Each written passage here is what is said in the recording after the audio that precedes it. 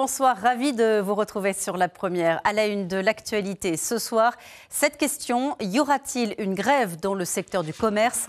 Les arrêts maladie sont moins bien pris en charge qu'avant.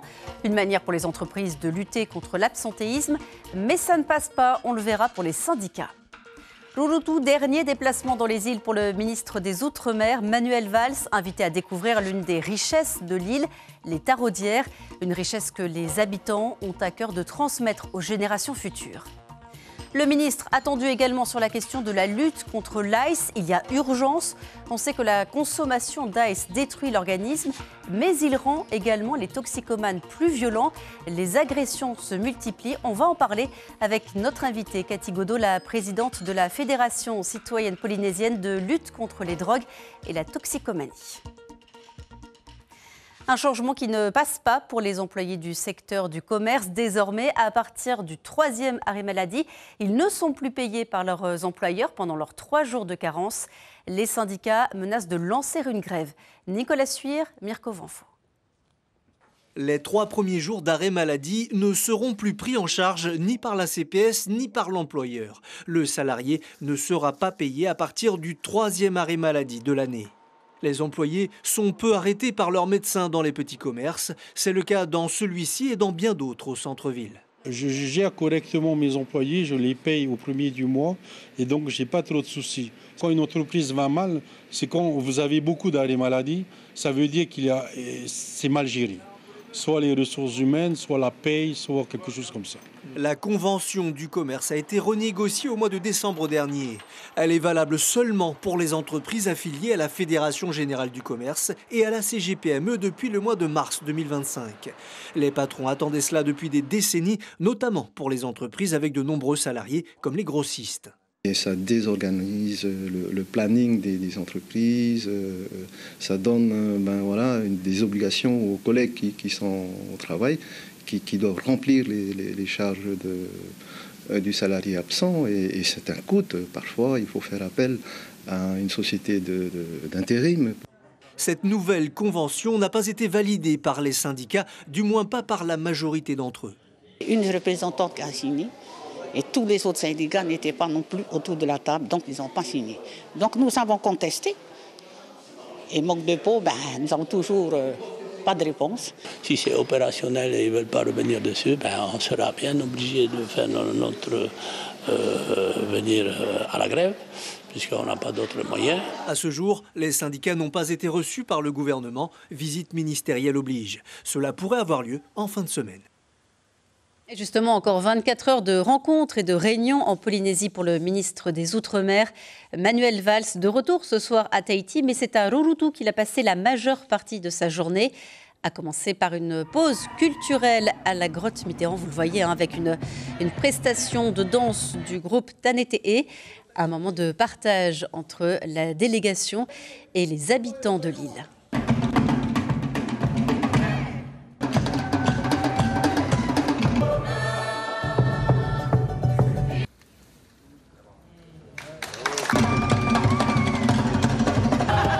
Le ministre a aussi pu découvrir l'une des richesses de Louloutou, les taraudières. Le taro est cultivé avec fierté dans l'île.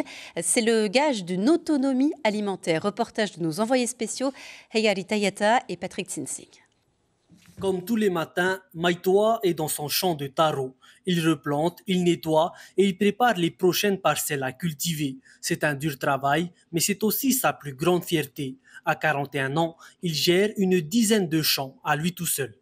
Pour aider les agriculteurs à exporter leurs récoltes sur Tahiti, la direction de l'agriculture met à leur disposition un conteneur réfrigéré de 24 tonnes pour stocker leurs produits. C'est ici que le plus gros du quota de l'île est stocké avant l'arrivée du bateau Tuhape.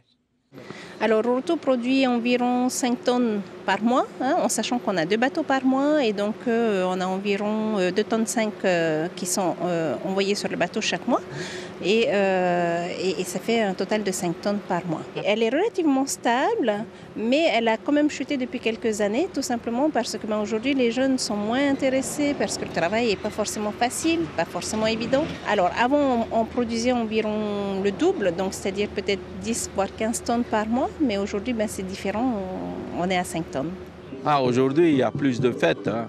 Et puis, il y a un événement qui se passe aussi sur l'île. Là, il y a au moins 5 ou 6 mariages traditionnels qui génèrent pas mal d'offrandes de taureaux, comme le Oufi en Nouvelle-Calédonie. Hein. Je vois sur les espaces de taraudières, ça existe toujours, ce sont toujours les mêmes taraudières. Hein. C'est pas plus ni moins. Hein. Donc ça veut dire qu'il y a la génération qui suit pour pouvoir faire du tarot dans les taraudières, mais c'est vraiment la surconsommation avec les événements qui se passent sur l'île. Hein. C'est l'autoconsommation qui prime. Lors de la visite du ministre des Outre-mer, Manuel Valls, les habitants de Rurutu ont eu à cœur de lui montrer cette richesse qu'ils espèrent transmettre intacte aux générations futures. Et ce soir, Manuel Valls est donc de retour à Tahiti pour parler sécurité. Agatha Tarahou, vous suivez ce déplacement du ministre des Outre-mer. Il a assisté à des contrôles réalisés par les forces de l'ordre. Oui, le ministre prend connaissance des moyens de surveillance et de contrôle par un passage à la gare maritime. Et pour cette visite, justement, un dispositif important a été déployé. Plus d'une 50aine d'agents de la DTPN, des douaniers, mais aussi de la police municipale ont été déployés ici, mais également 2 chiens renifleurs sont contrôler tous les véhicules, les passagers, contrôle des pièces d'identité, mais aussi des tests d'alcoolémie. Ce dispositif de contrôle s'inscrit évidemment dans un contexte de lutte contre le narcotrafic et notamment la lutte contre la méthamphétamine quand on sait que 2000 personnes transitent quotidiennement ici entre Tahiti et Moorea. Et le nombre de délits et d'agressions violentes sur fond d'ICE ne cesse d'augmenter. Aujourd'hui, 30 000 personnes consomment de la méthamphétamine en Polynésie, selon le ministère de la Jeunesse et des Sports. Et sans vrai centre de désintoxication, il est quasiment impossible de lutter contre cette multiplication des drames. Voici notre grand format avec Lucille Guichet, Hervé Marzin et Marouki Turi. C'est une famille fracassée par l'addiction à l'ice. Celle que nous appellerons Tania ne sait plus comment aider ses frères, mais surtout son fils, accro depuis quelques années. Elle tente de gérer ses accès de violence, la sortie d'hospitalisation après une tentative de suicide, mais appelle de ses vœux un vrai centre de désintoxication. Tout peut l'énerver à n'importe quel moment. Il tape partout. Déjà de nature, il est comme ça. Tu lui dis quelque chose, il casse tout. Et là, moi j'ai l'impression qu'il a envie de te manger, quoi. Moi, ça me fait peur. Dans son cas, lui, j'arrive encore à le calmer. Après une violente bagarre à cause de l'ice, l'un des frères de Tania tente de se sevrer et de gérer le manque. Quand je rentre, j'ai plus rien. Et ça arrive à la bagarre. Et puis, je me suis rendu compte que c'est pas une vie. Et comme je train aussi de construire une petite maison pour nous deux, ça doit arrêter quand je regarde notre foyer. Car l'addiction et le manque entraînent une grande agressivité. Ancien toxicomane, Ted voudrait aujourd'hui s'excuser auprès de ses proches. J'ai insulté ma famille, mes amis sur les réseaux sociaux parce que je perdais la tête en fait. Et c'est ma sœur avec ma mère qui ont tout fait pour que je sois interné. Dans la majorité des cas de violence jugés désormais au tribunal, les prévenus étaient sous l'empire de méthamphétamine au moment des faits. Les infractions, que ce soit des violences conjugales, des violences intrafamiliales ou même des bagarres, elles sont de plus en plus violentes. Donc le constat il est simple, il est établi, les violences sont de plus en plus grandes, elles sont de plus en plus fortes. Donc les policiers qui interviennent, ils doivent être formés, expérimentés et ils doivent être capables de faire face à cette violence. Cette année, le gouvernement a lancé un plan d'action contre l'ice et nommé un délégué interministériel contre les addictions et les violences. Le 3 juillet dernier, l'Assemblée a adopté à l'unanimité une résolution demandant à l'État de déclarer la lutte contre la méthamphétamine grande cause nationale. Le rapporteur du texte salue une avancée symbolique tout en reconnaissant 20 ans de retard des pouvoirs publics. L'idée, c'est peut-être que la loi anti-narcotrafic française qui va être mise en place puisse être étendue à la Polynésie. On demande d'ailleurs dans cette résolution que l'État mette davantage de moyens financiers et humains dans la justice, dans les forces de l'ordre, dans les douanes, etc. pour mieux lutter contre ce trafic. Les infractions liées à l'ice ont augmenté de 28% l'année dernière. Et on en parle avec vous, Cathy Godot, bonsoir. Bonsoir. Merci d'être sur notre plateau. Vous êtes la présidente de la Fédération citoyenne polynésienne de lutte contre les drogues et la toxicomanie. On vient de le voir, de plus en plus de violences sur fond d'ICE. Est-ce que vous avez pu rencontrer Manuel Valls? Est-ce que vous avez pu avoir des informations au niveau de l'État? Qu'est-ce que vous attendez de l'État? En fait, le président du pays a déclaré ce fléau comme cause nationale. On a la chance aujourd'hui d'avoir un ministre qui nous soutient à fond. Aujourd'hui, on dit à l'État d'agir. Voilà, des résolutions sont prises, ça ne reste que des lois. Aujourd'hui, on veut des réactions concrètes et précises pour sauver notre population. Qu'est-ce qu'il faut de concret là pour agir contre ce fléau? Le constat, il est établi aujourd'hui. Plus de moyens, plus d'effectifs au niveau de l'aéroport, de nos sites maritimes.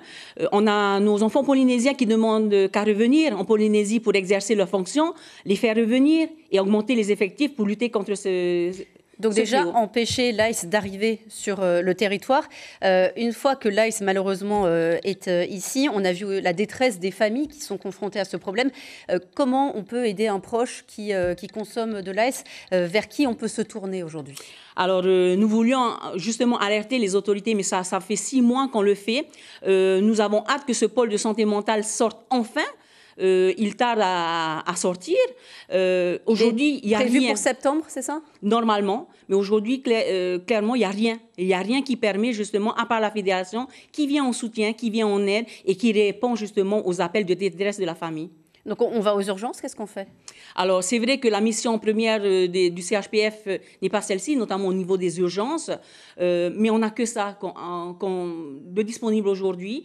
On fait avec les moyens que l'on a et effectivement c'est un appel qu'on lance à l'État parce que c'est de sa compétence, la santé et notamment la sécurité publique de la population, de notre population. Donc c'est un appel à l'État pour mettre en place justement un centre dédié à ces addictions. Avec des soignants mieux formés, spécifiquement formés pour gérer ces cas d'addiction à la méthamphétamine? Effectivement, parce que lors de nos interventions, nous nous sommes aperçus effectivement que le personnel n'est peut-être pas forcément formé pour ce genre de patients.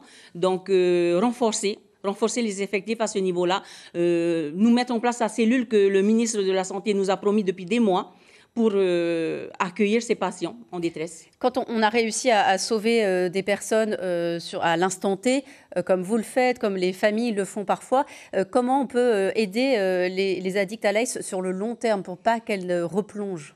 Alors, merci pour votre question, parce qu'on a un programme qui est sorti de terre avec notre jeune Stanley Payet, qui aujourd'hui peine à se mettre en place. Donc, on en appelle justement à l'État pour le soutenir, parce que ce programme peut permettre justement d'assurer le suivi après le traitement au niveau des urgences. Quand on parle de l'ICE, souvent on parle de Tahiti. Est-ce que ce problème, il est déjà arrivé dans les îles? Est-ce qu'il est présent dans les autres archipels? Alors malheureusement, j'ai envie de vous dire que, hélas, c'est arrivé dans tous nos archipels. Tous nos archipels sont gangrénés. Et d'ailleurs, la Fédération est attendue dans ces archipels pour prêter main forte aux familles. Et ça, pour aller dans les archipels, vous avez besoin d'aide du pays, de l'État? Vous avez besoin de quoi? Alors, les moyens financiers sont en cours, mais aujourd'hui, il n'est pas question que d'argent. Il est aussi question justement de vie. On parle de vie aujourd'hui. Les derniers faits médiatiques relatent justement des faits graves. C'était pas Maté, mais il y a eu Paea, il y a eu Mateya. Jusqu'à quand on ne parle pas des suicides non plus? Là, moi je dis, il y a quelque chose à faire. Et n'oublions surtout pas la petite Aiden. Et tous ces faits sont liés à l'ICE, la consommation d'ICE. Toutes ces violences, et ça commence de plus en plus tôt. Il y a aussi une grande inquiétude, c'est que les dealers vont vers les enfants, proposent des doses à des enfants. Effectivement, donc c'est le constat que l'on fait sur le terrain. Pas plus tard qu'il y a 2 jours, on a eu un appel de Bora Bora, par exemple, où un enfant de 9 ans réclamait sa dose d'ICE. Et une maman en détresse qui ne savait pas quoi faire. Il y a beaucoup de violences, comme vous le disiez. Vous-même, vous êtes menacé. Vous bénéficiez d'une protection? Alors non, on souhaite justement, ça fait partie des résolutions que nous avons soumises aux élus de l'Assemblée de la Polynésie. Donc cette protection justement des personnes comme ceux qui œuvrent pour la Fédération pour nous protéger lorsqu'on intervient sur le terrain. Merci beaucoup Cathy Godot d'être venue sur notre plateau ce soir. On va souffler un petit peu avec une escale à Hiva-Oa. L'aéroclub Jacques Brel avait organisé des journées portes ouvertes ce week-end et de nombreuses personnes en ont profité. Des passionnés d'aviation, des curieux, des touristes. On leur a proposé notamment un vol découverte au-dessus de l'île ainsi que des simulations de vol, vous le voyez. L'objectif de l'aéroclub, c'est d'inciter des Marquisiens à se lancer, à se former pour devenir pilote.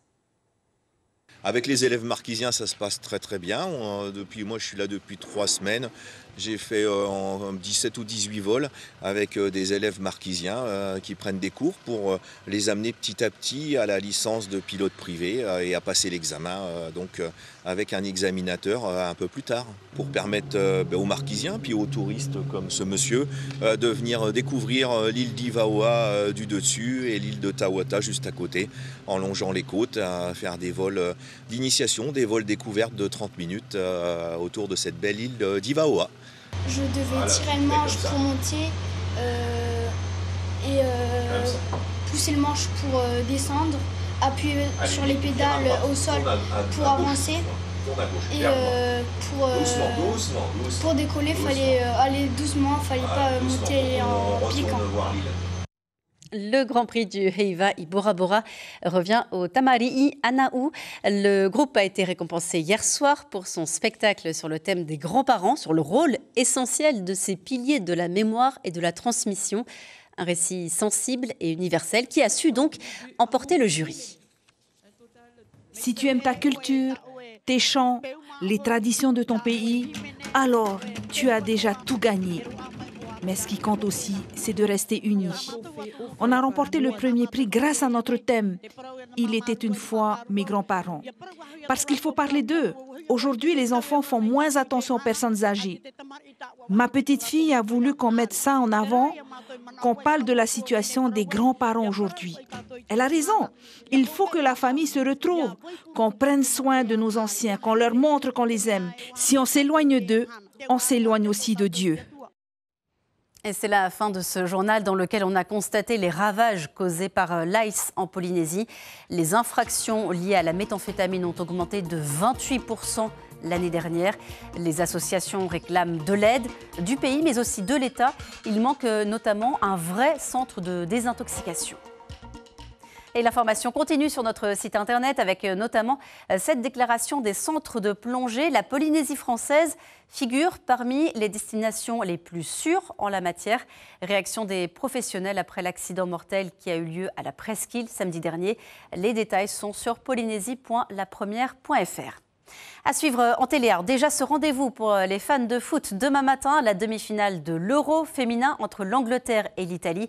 Ce sera à suivre en direct dès 8h50. Au programme, ce soir, la série Fortune de France, juste après la diffusion de la soirée de clôture du Heiva i Bora Bora, soirée des meilleurs orchestres et de la remise des prix.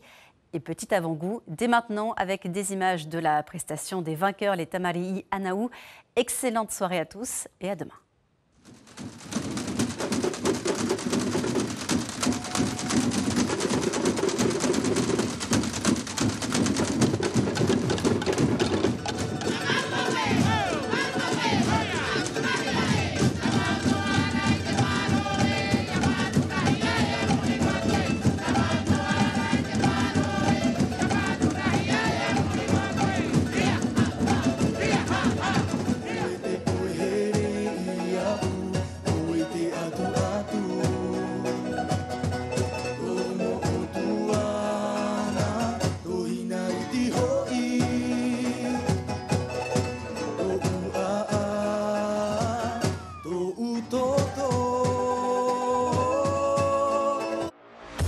Retrouvez toute l'info sur WhatsApp en scannant notre QR code.